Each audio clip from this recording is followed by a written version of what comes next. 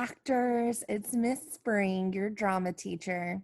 I want to start off this lesson with a quick shout out to some awesome student actors that have completely completed our last drama assignment, number 3.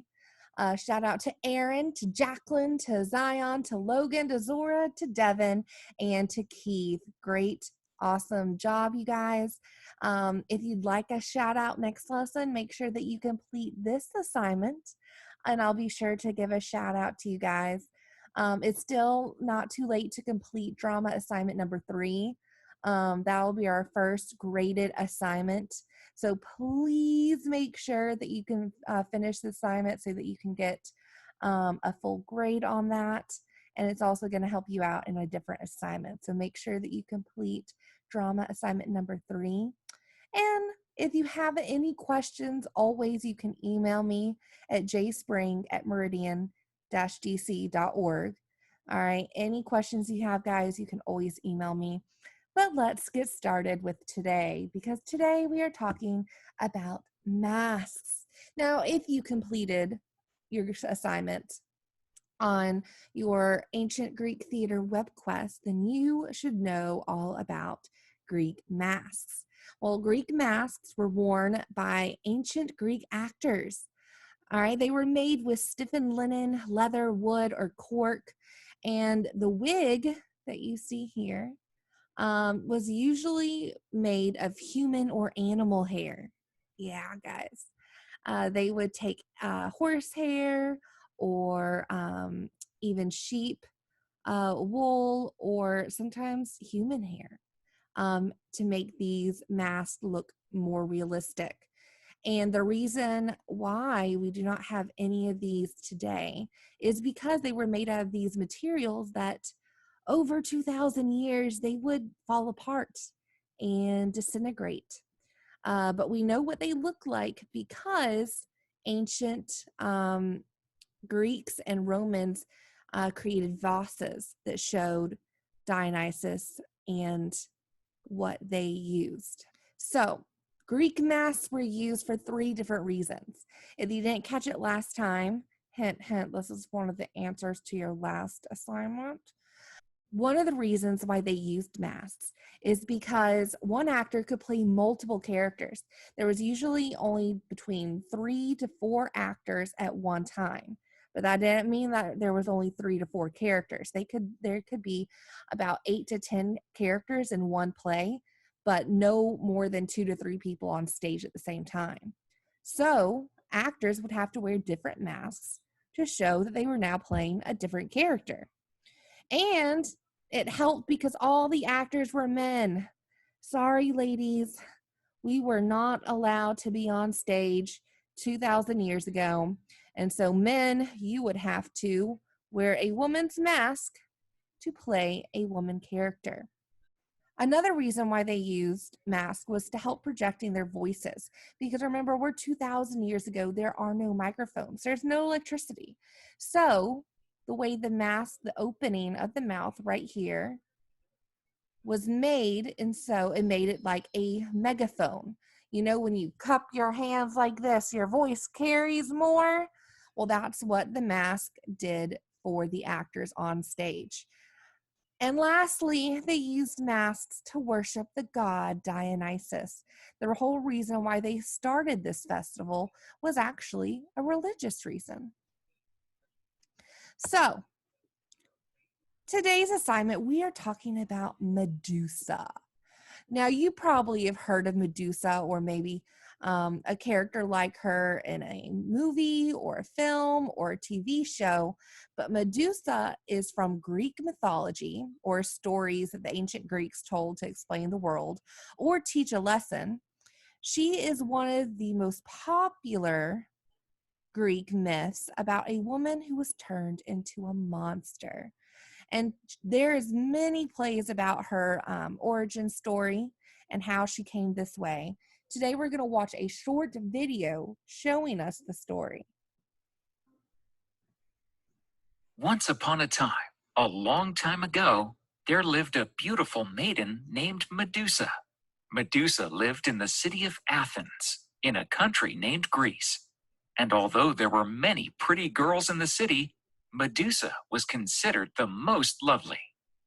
Unfortunately, Medusa was very proud of her beauty and thought or spoke of little else. Each day she boasted of how pretty she was, and each day her boasts became more outrageous. Medusa would gaze lovingly at her reflection in the mirror. She admired herself in her hand mirror for an hour each morning and evening.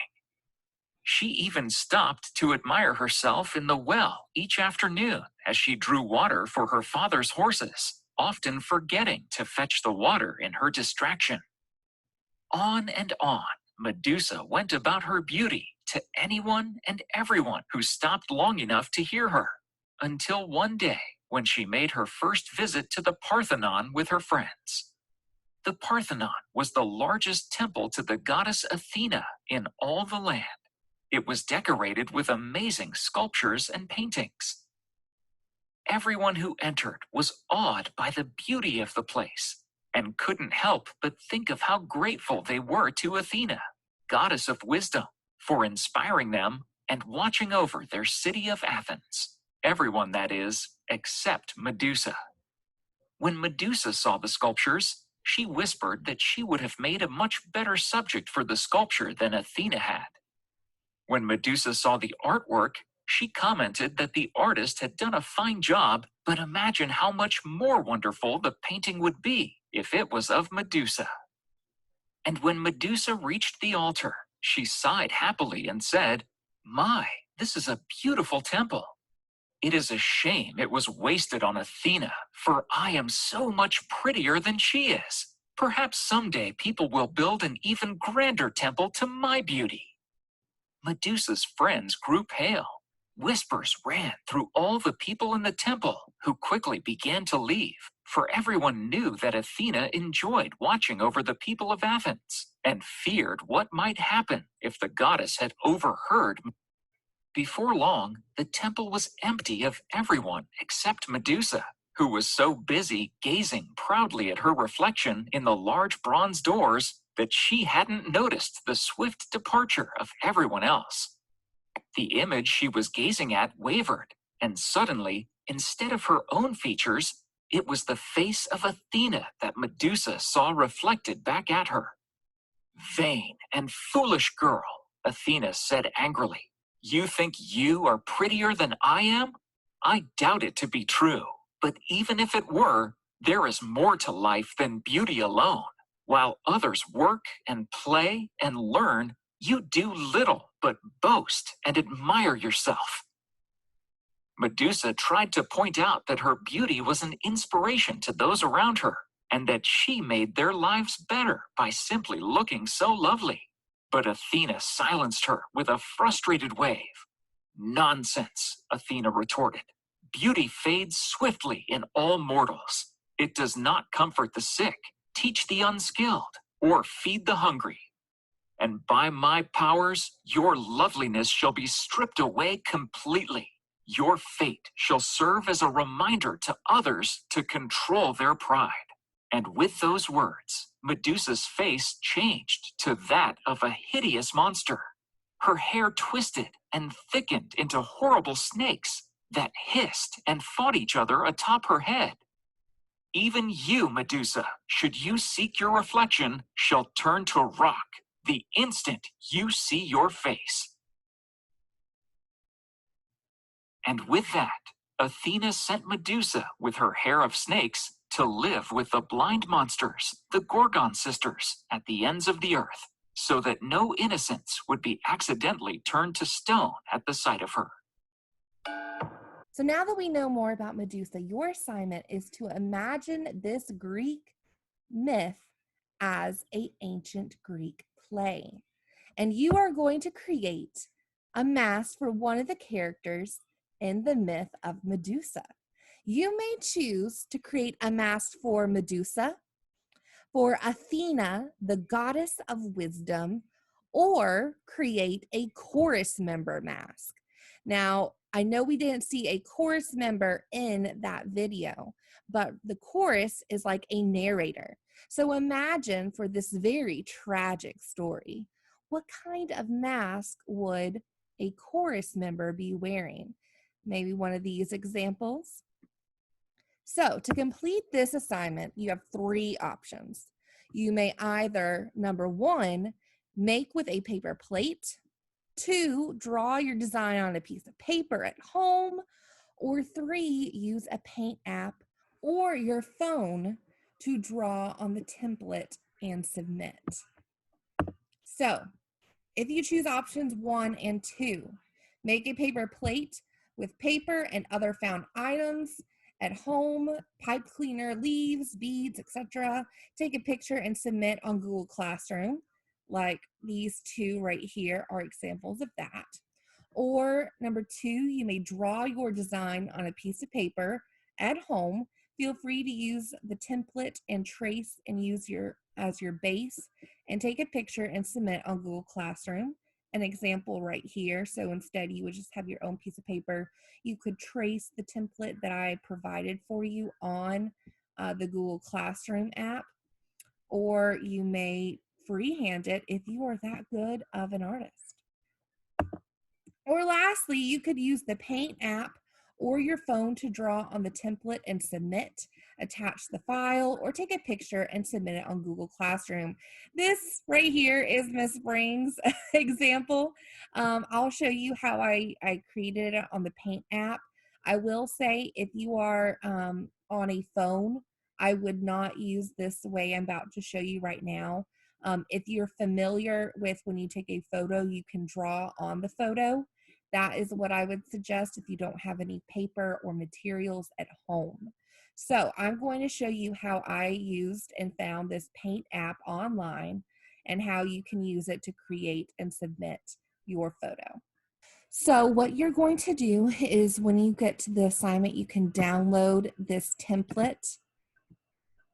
You'll click download the picture.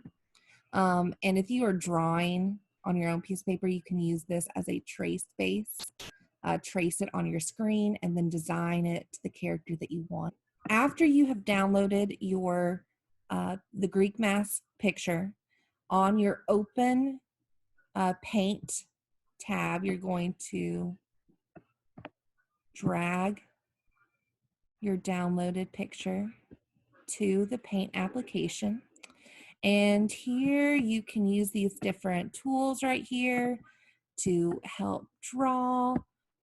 Choose different colors down here, and design your mask and whatever character you want.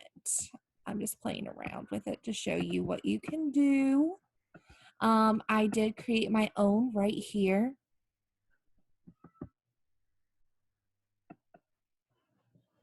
So you can see Miss Springs right here. And I'll just show you how I'm going to finish it up. So you see I even changed the mouth to make her look more tragic. I obviously picked Medusa. And right now I'm going to finish down here with a different color instead of this black.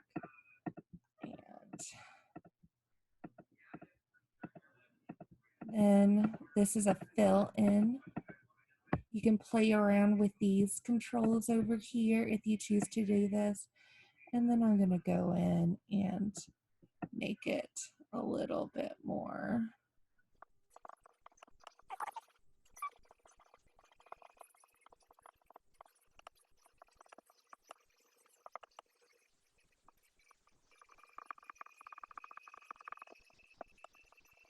And there we go.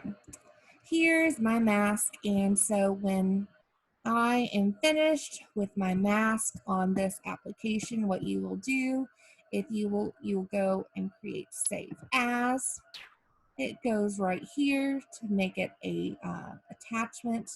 So then you can go and attach it to your Google Classroom assignment when you are ready. So lastly, after you are finished with your Greek mask, you may fill out the Google form, attach your picture, and press marked as done. So remember, Miss Spring is grading this assignment.